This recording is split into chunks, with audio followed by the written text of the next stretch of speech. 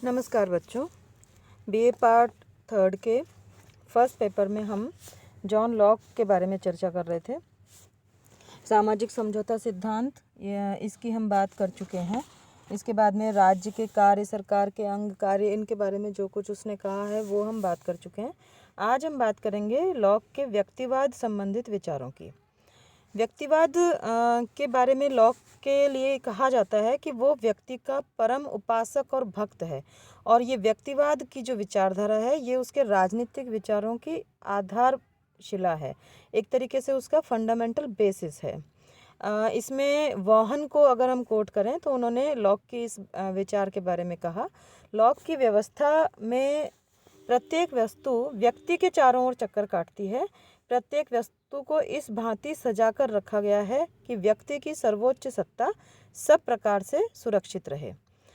Hobbs ने भी व्यक्ति को ही अपने दर्शन का केंद्र बिंदु बनाया, लेकिन हॉब्स का जो व्यक्तिवाद है वो लॉक के व्यक्तिवाद से थोड़ा सा डिफरेंट है।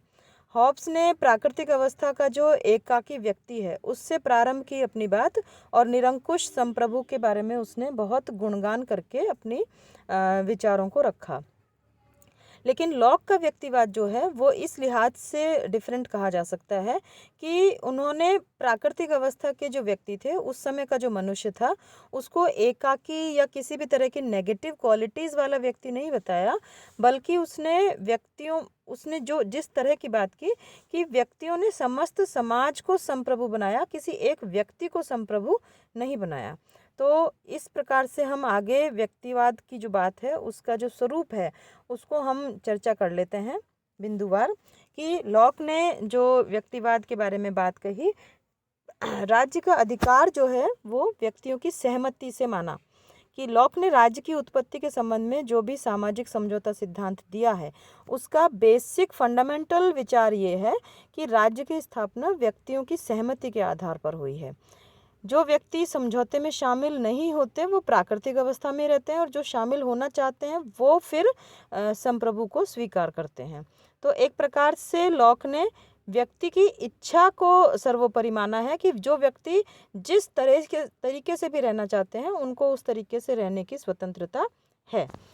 फिर दूसरा, राज्य के निर्माण का उद्देश्य व्यक्ति के अधिकारों की रक्षा माना लॉक ने, क्योंकि वो बात करते हैं प्राकृतिक अधिकारों की, जो कि 3 अधिकार माने उन्होंने: जीवन, स्वतंत्रता और संपत्ति। तो इन अधिकारों की रक्षा के लिए ही यही एकमात्र उद्देश्य है जिसके कारण कि पहले समाज का निर्माण हुआ और फिर राज्य का निर्माण हुआ, और यही उद्देश्य के कारण से राज्य की उत्पत्ति की जो है लॉक बात करते हैं। व्यक्ति के पक्ष में राज्य पर सीमाएं लगाई गई, यानी कि राज्य को जो अधिकार दिए गए, संप्रभु को जो अधिकार दिए गए, वो इस कारण से दिए गए कि राज्य जो है वो किसी भी तरीके से निरंकुश न हो जाए, वो अपनी जो अधिकारों का प्रयोग है उनको मर्यादाओं में रह करके और सीमाओं में रह करके उन अधिकारों का इस्तेमाल करे, जिससे कि व्यक्ति के जो अधिकार हैं वो किसी भी तरीके से उनका हनन न हो। क्योंकि राज्य जनता का एक एजेंट मात्र है और वो प्राकृतिक कानून जो है उन नियमों का उल्लंघन नहीं कर सकता। तो एक प्रकार से ये कहा जा सकता है कि लॉक के राज्य की तुलना एक बड़ी लिमिटेड कंपनी से की जाती है, जिसमें कंपनी के संचालक और हिस्सेदारों के जो दायित्व हैं वो लिमिटेड होते हैं, सीमित होते हैं, मर्यादित होते हैं मर्यादाओं के द्वारा। फिर व्यक्ति के द्वारा राज्य का विरोध क्यों? इसलिए कि राज्य का निर्माण जो है वो जन कल्याण के लिए हुआ, और जन कल्याण के कारण यदि शासक जो है, जन कल्याण के क्रम में यदि शासक अपने जो भी उसके उद्देश्य हैं, जिन उद्देश्यों के कारण उसको शासन सत्ता मिली है, उसमें यदि वो असफल रहता है तो ऐसी स्थिति में व्यक्ति को बिल्कुल ये अधिकार है, बिल्कुल ये राइट मिल जाता है कि वो राज्य सत्ता के खिलाफ, शासन सत्ता के खिलाफ विरोध कर सके, विद्रोह कर सके या क्रांति कर सके। व्यक्ति को फिर धार्मिक स्वतंत्रता की लॉक बात करते हैं।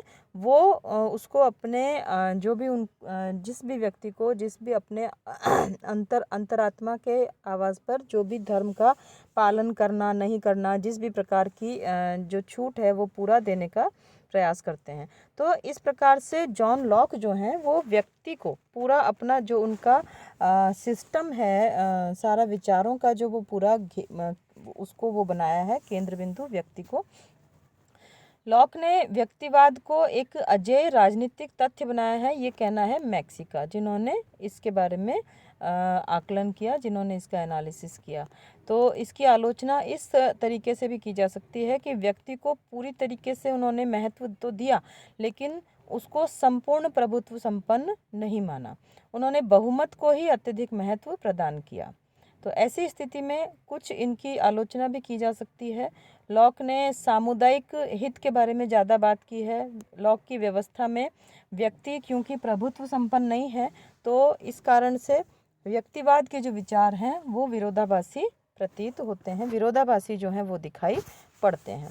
तो इस प्रकार से लॉक के बारे में हम चर्चा कर चुके हैं, जो उनके इम्पोर्टेंट टॉपिक्स हैं, जो इम्पोर्टेंट पॉइंट्स हैं। सामाजिक समझौते के बारे में हमने बात कर ली, राज्य की जो विशेषताएं हैं उनकी बात कर ली, व्यक्तिवाद के बारे में हम बात कर चुके हैं। अगले वीडियो में हम रूसो के बारे में चर्चा करेंगे, रूसो ने भी सामाजिक समझौता सिद्धांत ही दिया है राज्य की उत्पत्ति के लिए। और हॉब्स, लॉक और रूसो, इन तीनों का सेपरेट क्वेश्चन भी बनता है और इन तीनों का तुलनात्मक अध्ययन करने का भी प्रश्न बनता है एग्ज़ाम के, परीक्षा के दृष्टि से। Thank you.